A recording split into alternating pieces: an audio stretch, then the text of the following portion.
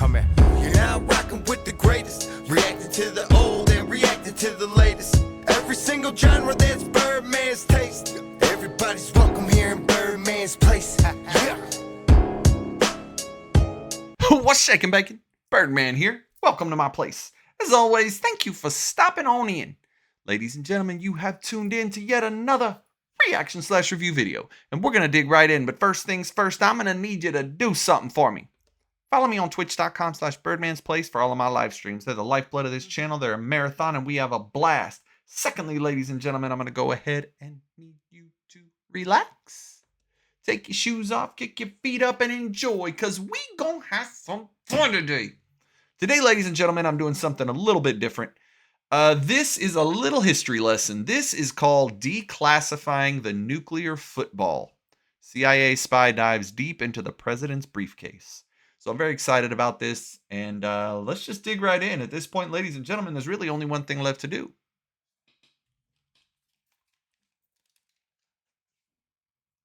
Let's get it.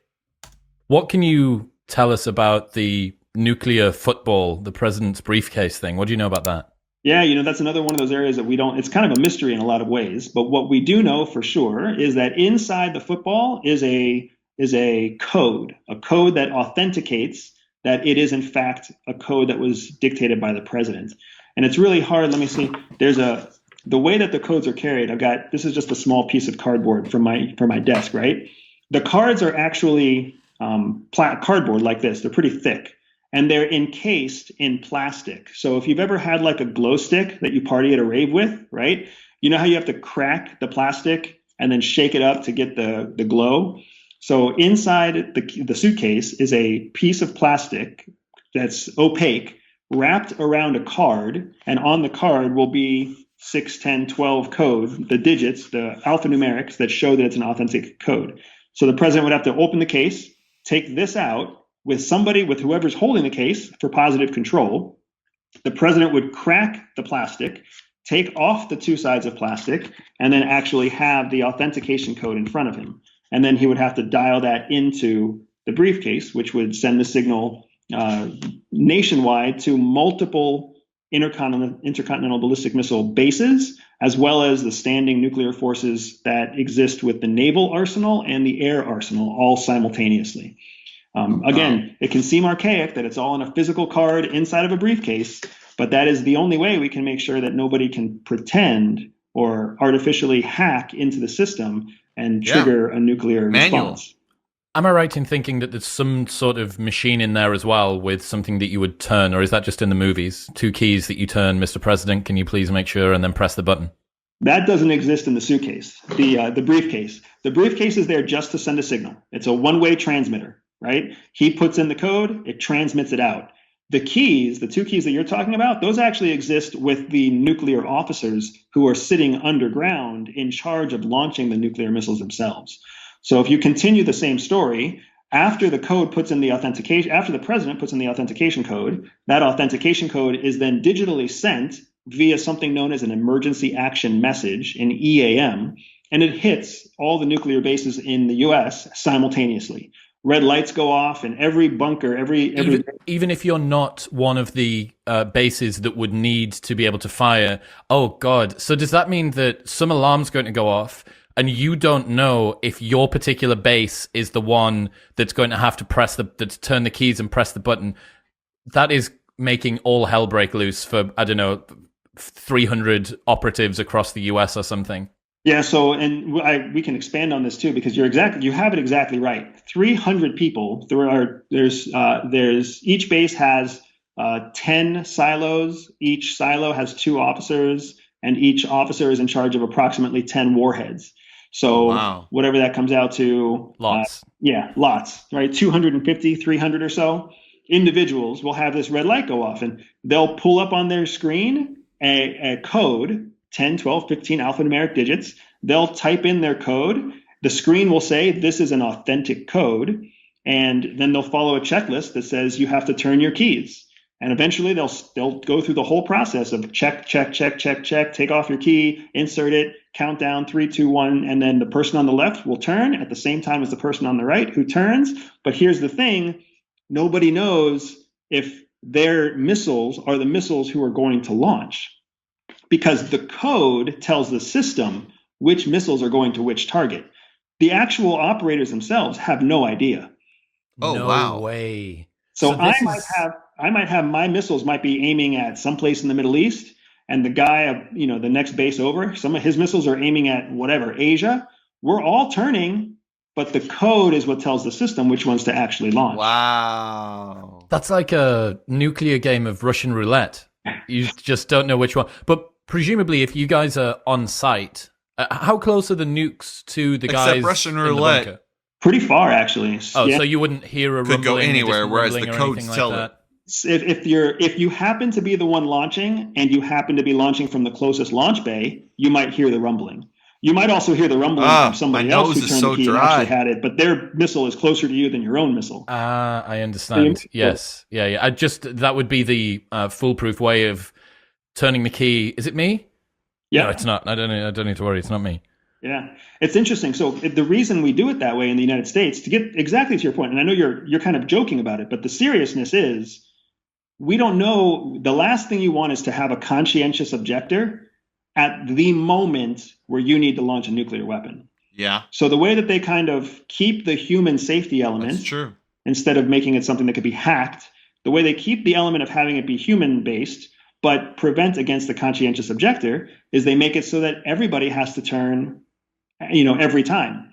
And then the system determines whether or not who the target is. Now, to further add to that chaos, we get those emergency action messages about every 45 minutes. So they're not like on a shift of 8 or 12 hours. You're not sitting there quiet for 12 hours. Once every hour, you're getting an EAM, a red light, a siren that goes off that comes in and it gives you a code. You pull out a checklist, you go through everything, you find out whether it's an authenticated code or not, and then you do whatever the authenticated code tells you to do. It's a constant drill. Because No way. so you never wow. know. So they are constantly sending you decoy codes to put So into you the never know when system. it's actually happening. Oh my god. Oh, wow. It's a very, very hard job. And for anybody out there who's listening, who's ever been a nuclear missile officer or who plans to be a nuclear missile officer or who currently is, I understand the pain that you go through. The world doesn't know that their pain, but I understand their pain and I appreciate their pain. And the whole world does too. We just don't know it yet. Jeez. There was that story I learned about the Russian operative who decided not to turn his key, even though he'd had the instructions passed down. And I suppose that's the conscientious objector situation you were talking about. Yeah, it's funny. There's a significant difference between how the United States structures their nuclear professionals and how Russia structures their nuclear professionals. So in the United So these people are constantly doing this at all times. So they don't know when it's real. They don't know when it's fake. They don't know when they're sending it or when they're not. It really is all about that code. That's wild. States, we don't really have a say.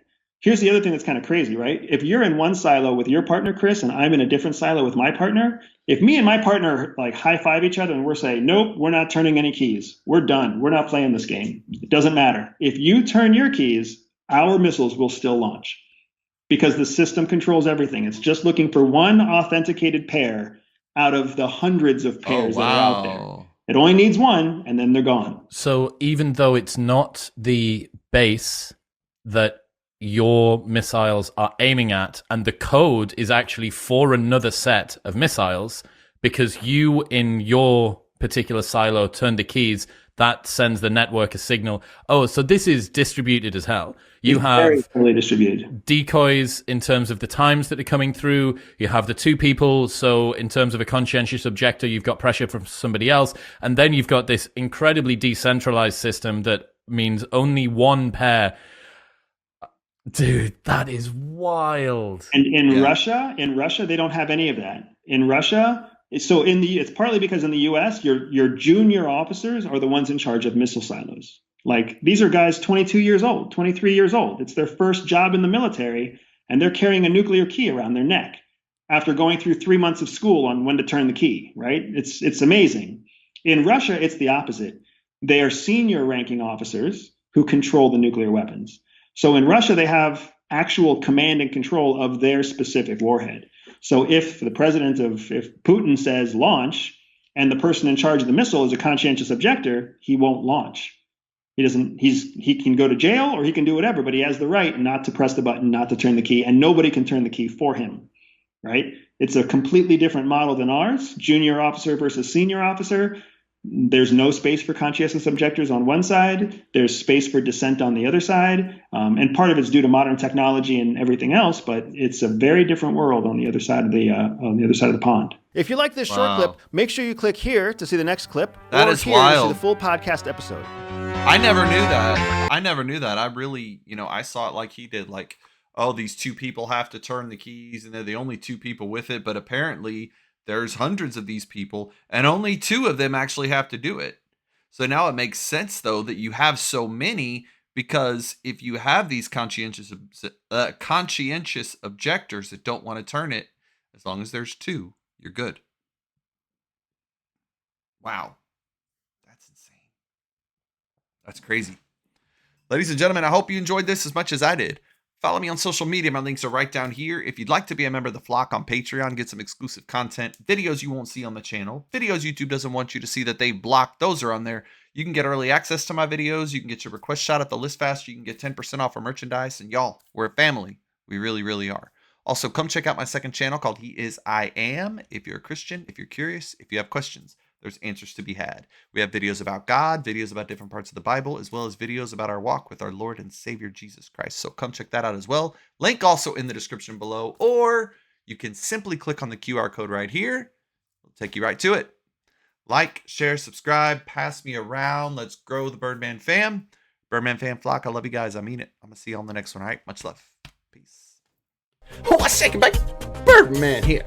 If you like this video, go ahead and become a member of the Birdman fam by hitting that subscribe button and that notification bell. Also, make sure to watch the videos on this screen as well as the playlist I put together. You can also become a member of the flock, get some behind the scenes fun, early access, and your request shot at the list faster. Check that out as well. Birdman fam flock, I love you guys. I'm going to see you on the next one. Much love. Peace.